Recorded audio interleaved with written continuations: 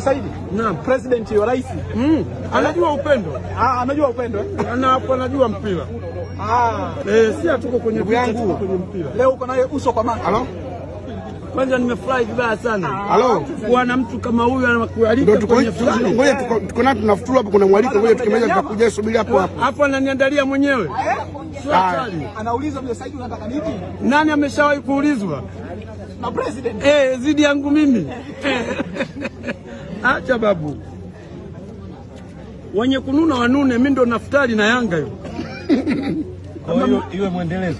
Nyie kama mnanuna nuneni, mimi nimeharibu kwenye futari. Shekhe anayekataa futari. Kwa bwana na kualika njoo futuru kwangu. Alafu yule mtu anakataa kufutari. Huyo ni haramu shekhe. Kwanza kitendo cha kualikwa ovyo kipokeaje? Saidi kaalikwa na engineer. Alafu kapiga mwenyewe simu moja kwa moja direct imeingia kwangu. Ulivyoiona simu yake ulionaje kwanza? Simu ya president ilivyoita. Hebu kwanza ngojeni nipate riziki. Mnataka kunichanganya mwisho naweza nikapaliwa.